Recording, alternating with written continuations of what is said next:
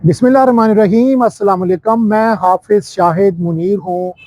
गुजरांवाला में एक ऐसा अजीबो-गरीब सानहा पेश आया है जिसमें एक शख्स जिसके साथ डकैती हुई और डकैती के बाद फिर उन्हीं डाकुओं के हाथों में वो 2 हफ्ते बाद मारा गया। ये वाक़या 9 तारीख को पेश आया और उसकी कल मौत हो गई। ये सारा वाक़या क्या है? ये कैसे डाकुओं के दोबारा हत्थे चढ़ा? किस जगह पर वाक़या आया पेश? डाकू कहाँ हैं? इस शख्स का बैकग्राउंड कहाँ है? ये कहाँ का रहायशी है? वहाँ पर क्या कर रहा था? डाकुओं के हत्थे कैसे चढ़ गया? ये सारी तफसीलात ये हैं कि आज से 2 हफ्ते कबल थाना कोट लद्दा का इलाका है, नोखर और नौशहरा विरका को ये मिक्सअप करता है इलाका। तकरीबन आप इसको नौशहरा विरका के करीब कह सकते हैं, वहाँ का रहायशी ये शख्स है। इसका नाम नसीर अहमद है, 2 बच्चों का बाप है और ये आड़त भी करता है और प्रॉपर्टी डीलिंग भी करता है। आज से 2 हफ्ते कबल ये एक हफीज़ नाम के शख्स के साथ यहाँ पर जो करीबी बैंक हैं कोट लद्दा के, वहाँ पर 23 लाख रुपया जमा करवाने के लिए आया। तो हफीज़ इसका पलंग गांव है, ये कोट लद्दा का करीबी गांव है जहाँ पर ये इसके साथ ये जुल्म की होली खेली गई, इसको मारा गया। थोड़े से फासले से पर इसका गांव है।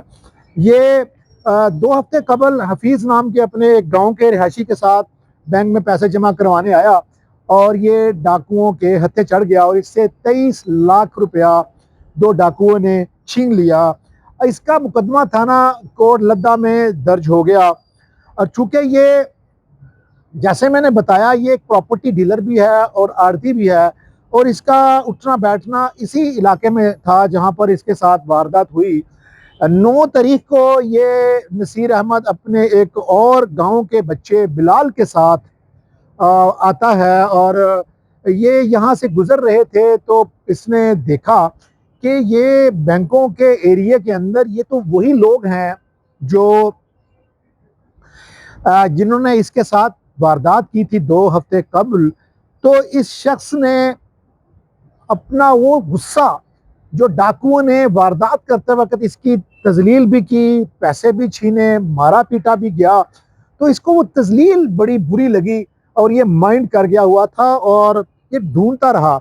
और क्या हुआ कि ढूंढते ढूंढते 9 तारीख को वो डाकू इसके सामने आ गए और इसने पुलिस की मदद मांगने की बजाय, 15 पर कॉल करने की बजाय, शोर मचाने की बजाय, उनका पीछा करने की बजाय, अगर वो पीछा करता तो यकीनन इस तरह की वारदात से वो बच सकता था।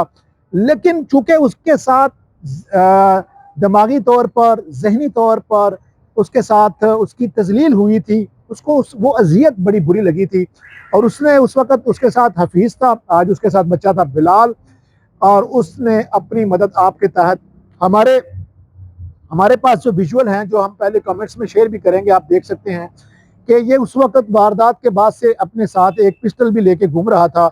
जब इसने डाकुओं को पकड़ा तो इसके अंदर हिम्मत भी इसीलिए आई, एक तो इसके साथ इसकी इंसल्ट हुई थी, तस्लील हुई थी, दूसरा इसके पास एक उसका अपना लीगल वेपन भी मौजूद था।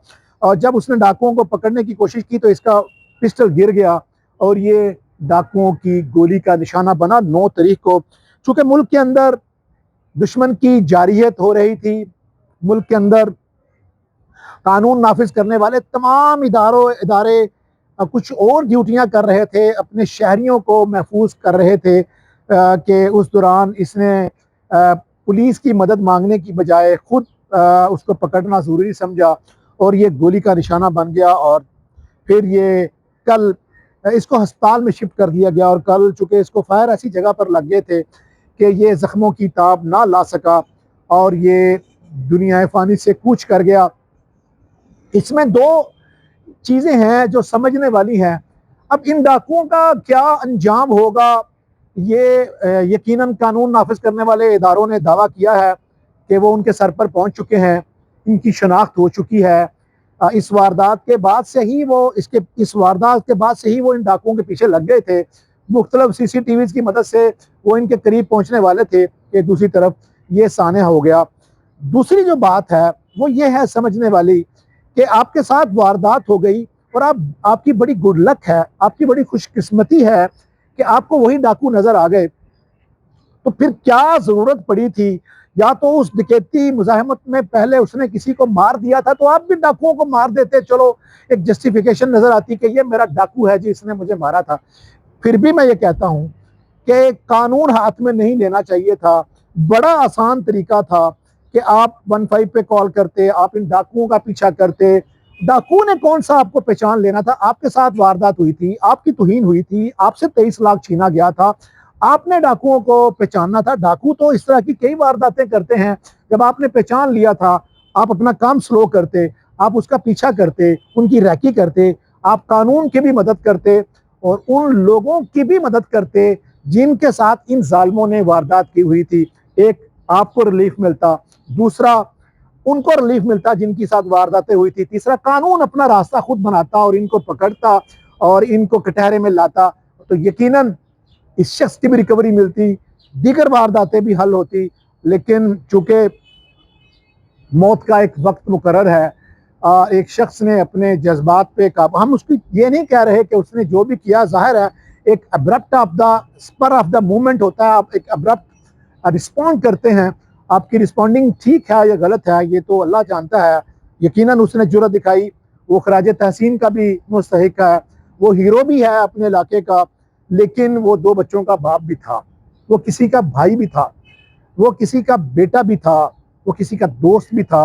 उसको इस तरह की जुर्रत करने की बजाय, चूंकि क्रिमिनल डेस्परेट होते हैं, वो कुछ भी कर सकते हैं। आम आदमी के लिए किसी के ऊपर गोली चलाना मुश्किल होता है, लेकिन ये दरिंदे तो बाज नहीं आते। इसीलिए गुजरांवाला की पुलिस की जो पॉलिसी है इस तरह के दरिंदों के खिलाफ, वो बड़ी अच्छी है। अब तो गुजरांवाला में क्राइम कंट्रोल डिपार्टमेंट भी बन चुका है, यकीनन वो टीमें भी काम कर रही हैं।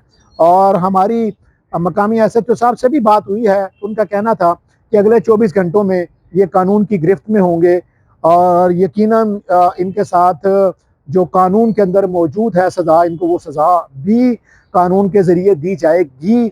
लेकिन एक जान चली गई और एक जान सिर्फ छोटे से गुस्से की वजह से चली गई, छोटी सी नालायकी की वजह से चली गई। मैंने कहा, मैं ये पता नहीं कल कोई क्या करता है, आपको इस तरह की जुर्रत करने की बजाय अगर आप दिमाग का इस्तेमाल करते, थोड़ा सा सब्र करते, तो आपकी मरने की बजाय ये मरते, ये पकड़े जाते। बहरहाल वो मरने वाला नसीर मेरी नज़रों में एक शहीद है, एक दिलेर आदमी है, लेकिन हर जगह पे दलेरी करने की बजाय कभी कभी अल्लाह पाक ने हमें दिमाग भी दिया हुआ है, उसका भी इस्तेमाल करना चाहिए।